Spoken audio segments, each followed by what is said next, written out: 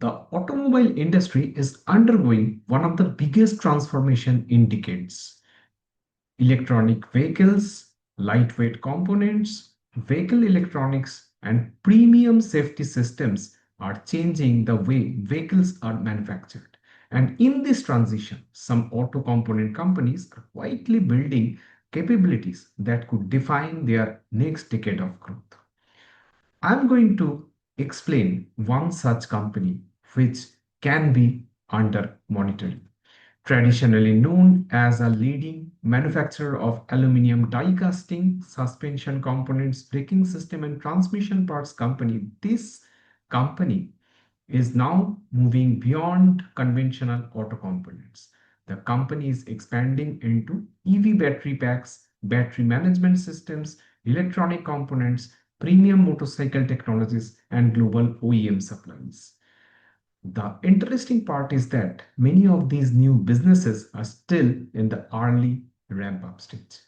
In this video, we will understand how this company is evolving, its revenue growth drivers, new opportunities in EV and premium vehicles, and the factors investors should closely monitor. Hi, this is Anik Mitra. I'm a SEBI registered research analyst, part-time, having my registration number INH 0000238180. I have a disclaimer that I'm not making this video for conveying any recommendation. This video is made absolutely for academic purpose. Any investor or trader has any interest in the stocks I'm going to name in this particular video, please take your own call, check with your registered advisor, and do act accordingly. I do not have any responsibility for any buy sell or trading or investing profit loss anything. So let's proceed.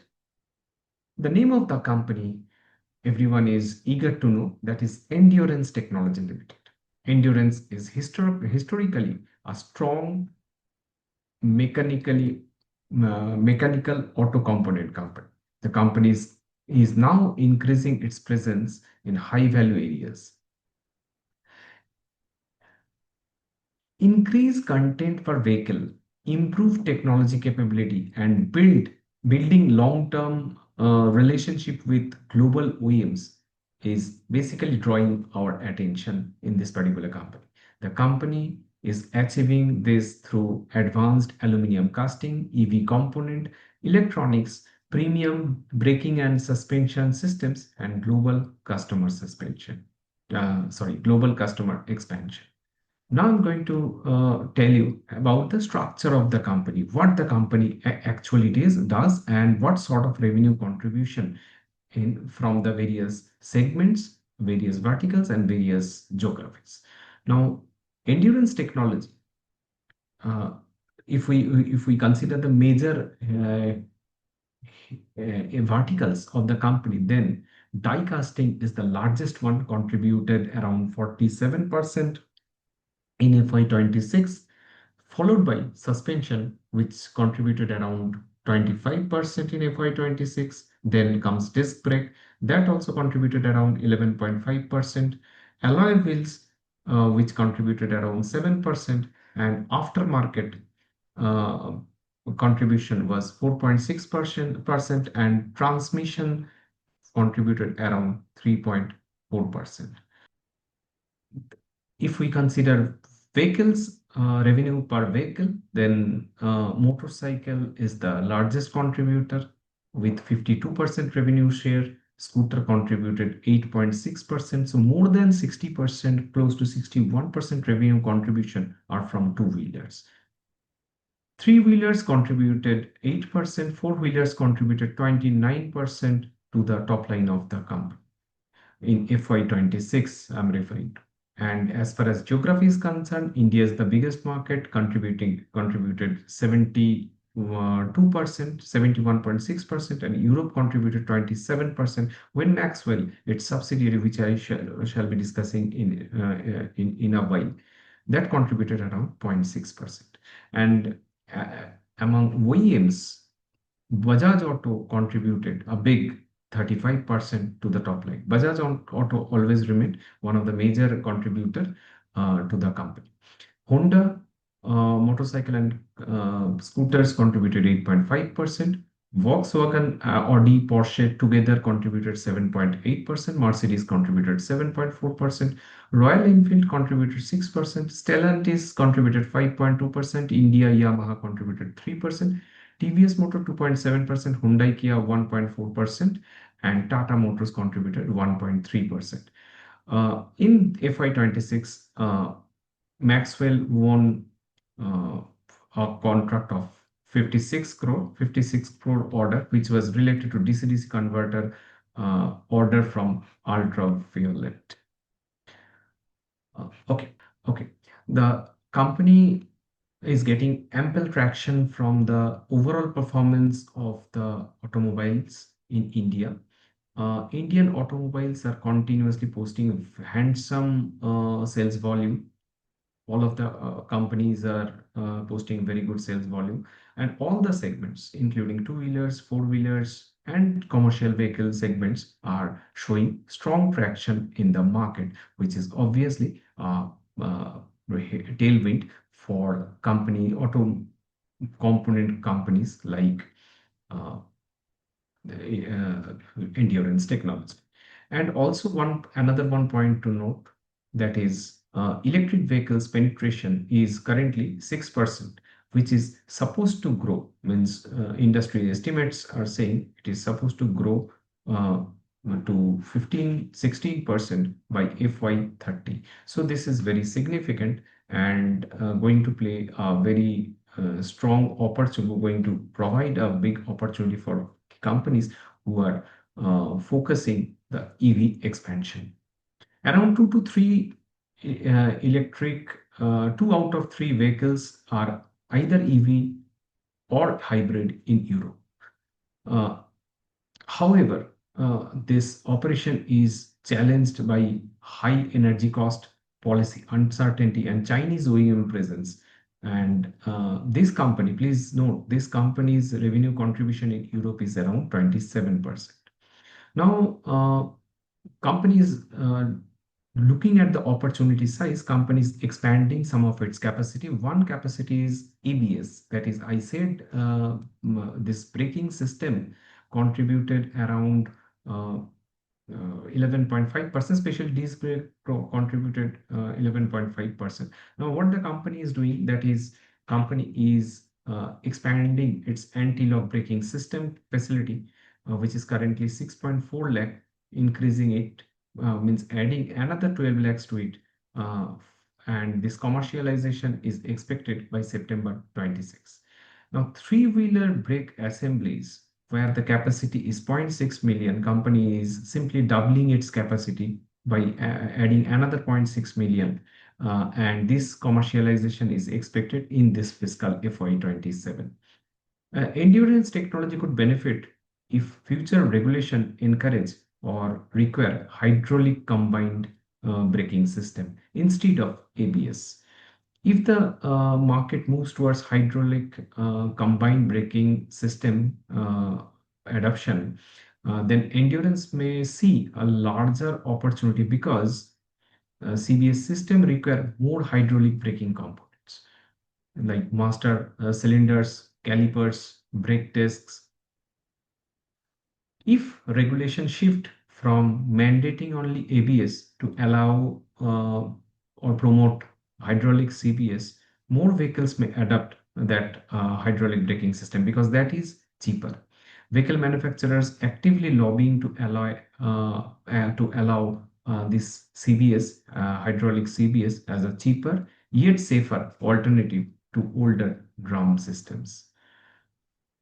Now, as far as backward integration is concerned, company strategy of moving up the value chain in anti-lock braking system manufacturing, means ABS manufacturing, by promoting hydraulic control unit and ECU, which is electronic controller that process signals and commands the entire HCU segment, means hydraulic control unit segment. So now it has started manufacturing ECU already. internally for single channel ABS system. Single channel means where the control system, brake control is provided to one wheel. And the company is supposed to begin this internal ECU production for dual channels also. Dual channels means where separate control for both front and rear wheels. ABS system, sorry, company was supposed to, I said company was supposed to begin this internal ECU production by June 26 actually. This quarter, during the result, we will get to know what is the actual update at this point of time, whether it has already been started or yet to be started, yet to start. Next comes Anik Shendra. What is Anik Shendra? This is a premium aluminium casting facility in Maharashtra. Uh, Anik Shendra is the manufacturing facility located at Aurangabad Industrial City. Uh, this plant is basically focusing, as I said, high value aluminium castings. Now, why high value aluminium castings are important? Because with growing presence in EV or growing penetration of electric vehicle, lightweight components becomes necessary. And this aluminium casting only can provide lightweight automobile components, and that's why aluminium casting is getting bigger importance or greater importance over time after time. Uh, this facility has secured some orders from global customers as well. A large US EV manufacturer has provided the order. They secured order from Jaguar Land Rover. They supplies like Yazaki and Valeo for Mahindra, and Tata EV platforms are also coming from this particular facility. So this facility becomes important. The company is basically ramping up its production from somewhere between Q1 FY27 to Q3 FY27, with peak sales contribution expected by FY29. US EV customers production is expected from June 2026, uh, which we will get to know. Means it was expected in June 2026. We will get to know in the con call. And JLR production from July, August 2026. That also we will get to know in this particular call. What is the current scenario? And more than 200 crore revenue contribution is expected in FY27 from this particular facility. The key advantage is that the plant uses advanced aluminum casting machines and surface treatment technology, allowing the company to move towards higher value components. Aluminum casting expansion capacity across multiple locations, like Chennai facility, ha has also started securing order. This Chennai facility actually got secured some order from Isuzu hybrid vehicles, Hyundai, Kia. Production is expected from FY27 onwards. The Chakan facility supplies machined aluminum casting to Tata Motors, Mahindra, with demand expected to grow 35 to 40% in FY27 as per some of the industry estimates. The Valan facility in Tamil Nadu is ramping up its supplies for Athar Energy. Overall, aluminum casting remains a key growth area because vehicles are becoming lighter and EV adoption is increasing, as I already mentioned. Now, next comes the alloy wheel segment.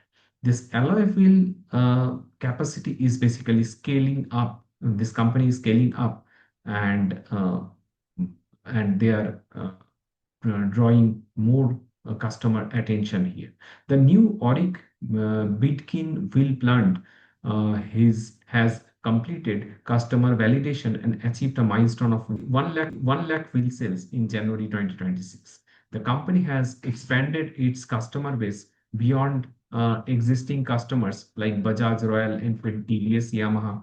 New customers include Honda, Athar, Suzuki, Piaggio. The next section, which I shall be discussing, that is the alloy wheel section. This segment is very important for endurance technologies. This alloy wheel segment, the Auric Bidkin wheel plant belongs to Endurance Technology. And in January 2026, the company completed a milestone of manufacturing 1 lakh wheels. The company has expanded its customer base in this segment beyond existing customers like Bajaj Auto, Royal Enfield, TVS, Yamaha. They are their existing customers. But for this particular section, means that helped actually to cross-sell their products to their existing players, existing customers. But for alloy wheels, they have added new customers like Honda, Athar, Suzuki, uh, Piaggio. Total alloy wheel capacity across Chakan and Auric has reached 48 lakh wheel sets annually. Management expects Bitkin plans to reach peak utilization by Q3, Q4 FY27 and believes the business can potentially achieve around 600 crore annual revenue as customer platforms scales up.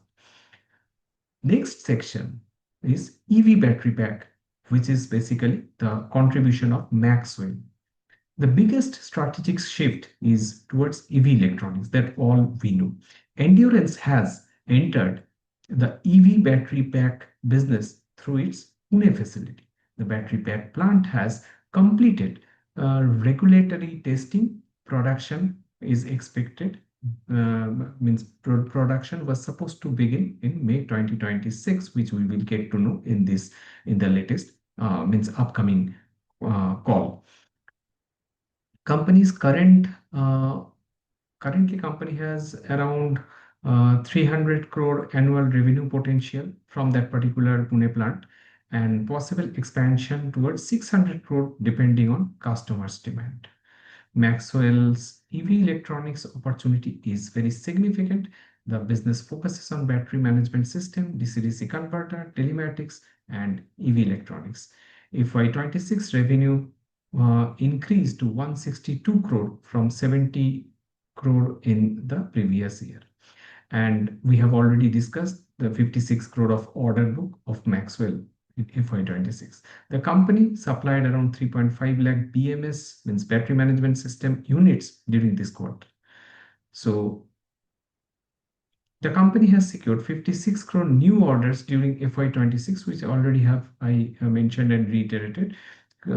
Its cumulative annual order book stood at 247 crore. Endurance is also benefiting from premiumization of two-wheelers. 60,000 units per month is the current inverted front fork capacity, which the company is expanding to 1 lakh units per month by FY27. FY27 end. And premium motorcycles are increasingly shifting towards advanced suspension system like monoshocks, creating additional opportunities for companies like Endurance. So this was it. I just want to here mention another one thing that company's total order book during FY26 was 1,596 crore, means almost 1,600. Among that, new business win was 1,579 crore, means execution was almost in a year. So around half of new wins came from four-wheelers and non-auto segment. That is a very significant thing because two-wheeler has traditionally lower margin. So as far as EV related annual order is concerned, EV related win was around 1724 crore, including battery packs and Maxwell Electronics. This indicates Endurance is gradually moving from being only a two-wheeler component supplier towards a diversified mobility technology company. So, diversifying towards EV and increasing contribution of four-wheelers will obviously help them in margin expansion. So those are obviously be focused going forward. So that's it in this particular video. If you find this video informative, don't forget to like the video And also for getting this type of interesting updates, please subscribe the channel. Thank you so much. Thank you for your valuable time and see you in my next video.